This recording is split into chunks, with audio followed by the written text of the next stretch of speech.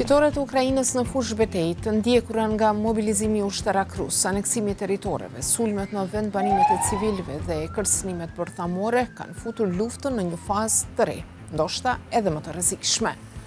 Është koha që Rusia dhe Ukrajina të sillen në tryezën e bisedimeve.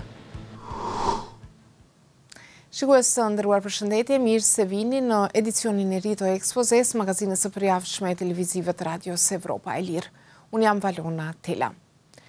Në gati 9 muaj luftë, mbështetja e perëndimit i ka ndihmuar Ukrajinës të rikthejë territore dhe të shkaktojë dëme të mëdha forcave pushtuese ruse. Vetëm Shtetet e Bashkuara kanë dërguar në Kiev armatime, mbështetje financiare dhe ndihma të tjera në vlerë prej mbi 60 miliard dollarësh. Ndonse disa politikanë në Washington kanë shprehur dyshime për mbështetjen e pafundme, Presidenti Joe Biden është zotuar se ajo do të vazhdojë, por pa rrezikuar përfshirjen direkte të SBA-s në fushë betejë. We're not going to get into a third world war, taking on Russian aircraft and directly engage, but would we provide them with all the rational ability to defend themselves? Yes. Presidenti rus Vladimir Putin ka dhënë urdhër për mobilizimin e mijëra ushtarëve të rinj për bombardimin e vendbanimeve civile dhe të infrastrukturës kritike të Ukrajinës. Për më tepër, ai ka paralajmëruar se lufta nuk do të përfundojë me kapitullimin rus dhe ka bërë kërcënime të maskuara bërthamore kundër perëndimit. Në fund të muajit të kaluar, Putin ka vëzhguar disa stërvitje ushtarake që kanë përfshirë në ndetse bërthamore dhe raketa balistike. Ka rreziqe dhe sfida të reja për sigurinë tonë kolektive, ka thënë ai, por nuk ka specifikuar më shumë. Mediat amerikane kanë zbuluar në fillim të këtij muaji se zyrtarët ushtarak rus kanë diskutuar se kur dhe si mund të përdorin armë bërthamore taktike në Ukrainë. Rusët nuk kanë komentuar, ndërsa zyrtarët amerikanë kanë thënë se nuk ka shenja se ata po bëjnë përgatitje të tilla. Deklarimet publike të zyrtarëve perëndimor në përgjithësi janë se rreziku nga sulmet bërthamore është ende i ulët, por se ata i marrin seriozisht këto kërcënime. Më 6 nëntor, gazeta amerikane Wall Street Journal ka raportuar se këshilltari për siguri kombëtare i SBA-s Jake Sullivan ka zhvilluar bisedime konfidenciale me homologun rus Nikolaj Patrushev për të parandaluar përshkallëzimin e luftës në Ukrainë në konflikt bërthamor. Sullivan ka konfirmuar se kanalet e komunikimit midis SBA-s dhe Rusisë mbeten të hapura, por nuk ka dhënë shumë detaje. I believe that it is our responsibility to keep lines of communication open, even with our adversaries, so that at the end of the day, we can try to avoid the worst possible outcomes. Paraprakisht, gazeta Washington Post ka raportuar se administrata Biden është duke u kërkuar udhëheqësve të Ukrainës që të tregohen të hapur ndaj negociatave me Rusinë me qëllim gjetjen e një zgjidhjeje diplomatike. Presidenti i Ukrainës Volodymyr Zelensky ka thënë se është i gatshëm për bisedime të sinqerta të paqes me Rusinë, por me disa kushte që do të përfshinin kthimin e kontrollit të Ukrainës mbi territoret e saj dhe sjelljen paradrejtësisë të autorëve të krimeve të luftës. Zëdhënësi i Kremlinit, Dmitri Peskov, ka thënë se Rusia mbetet e hapur për bisedime, por se ka të pamundur të negociojë me Ukrainën për shkak të refuzimeve të saj. Disa vëzhgues të situatës thonë se është koha që Rusia dhe Ukraina të sillen në tryezën e bisedimeve. Charles Kapçen nga Këshilli për Marrëdhënie me Jashtë thot për ekspozen se lufta në Ukrainë është duke u përshkallëzuar me ritëm të rrezikshëm dhe se të gjitha palët përfshirë SBA-n duhet të angazhohen në gjetjen e një fundi diplomatik. I do worry about a war that continues to cause death and destruction, about a war that does pose a serious risk of escalation. We are not that far from a war between NATO and Russia. I think we want to avoid that. And also, I think we are seeing the long-term political and economic blowback effects of the war around the world. Food shortages, inflation, high prices of food, potential surge of right-wing populism in Europe. Already in Italy, we've seen a hard-right government take power. So I do think that we should be thinking about the timing and the circumstances of a diplomatic endgame.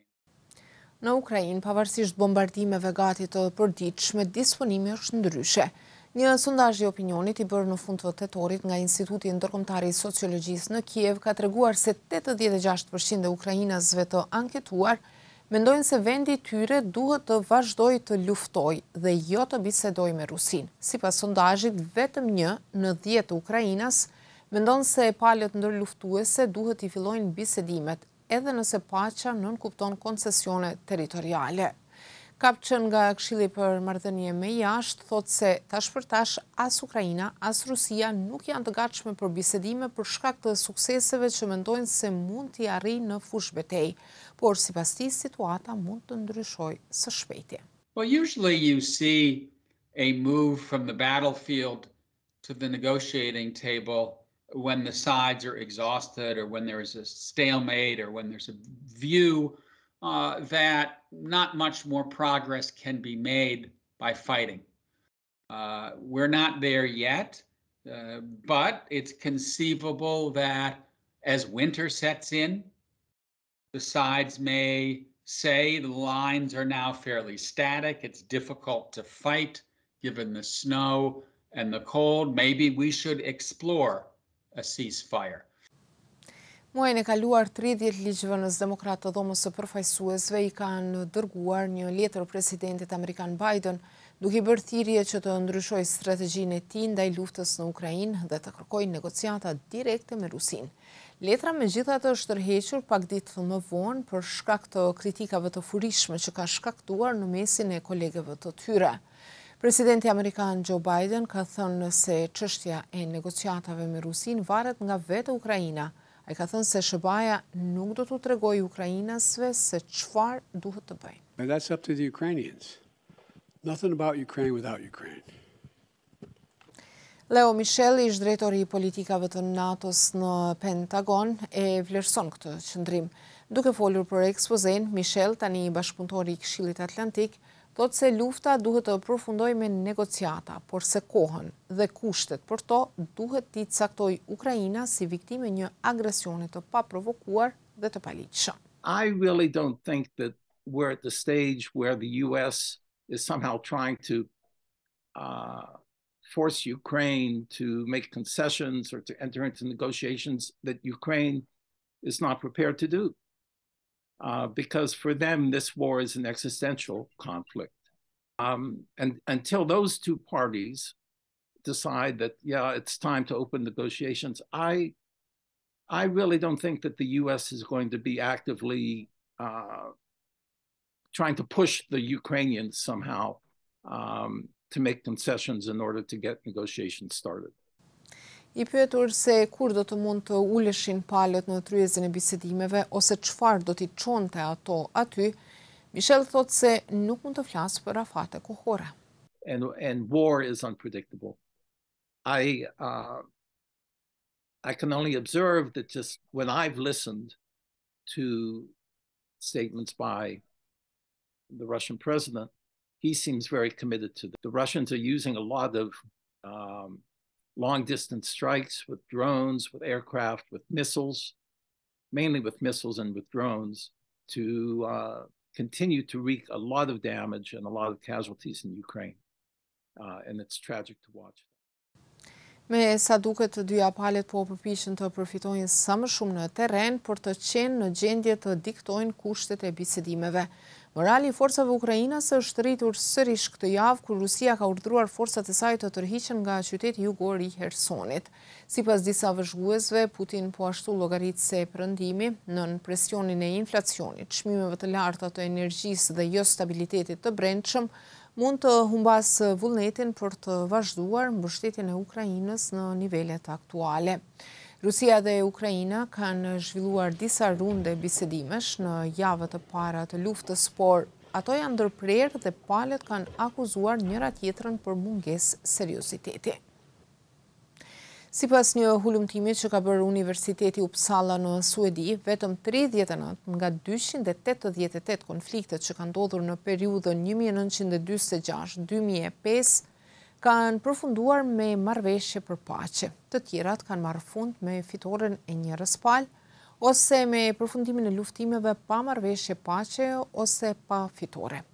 Rusia ka nisur pushtimin në shkallë të gjerë të Ukrajinës në fund të shkurtit. Shefi i shtabit të përgjithshëm të ushtrisë amerikane, generali Mark Milley, ka thënë këtë javë se SHBA vlerëson se rreth 100.000 ushtar rus dhe 100.000 ushtar ukrainas janë vrarë ose plagosur në luftë. Sipas tij, rreth 40.000 civil mund të jenë vrarë po ashtu.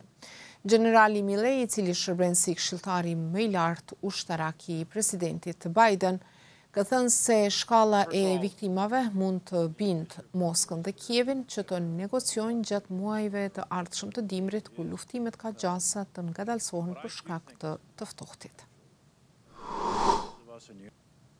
Shikues të nderuar, kaq për këtë edicion të ekspozes. Unë ju falenderoj për vëmendjen dhe ju ftoj të vazhdoni të përcjellni Radion Evropa e Lirë në webfaqen evropaelir.org, si dhe në rrjetet sociale, Facebook, Twitter, Instagram dhe YouTube. Bashkë takohemi të premte në ardhshme, mirëmbëjtje.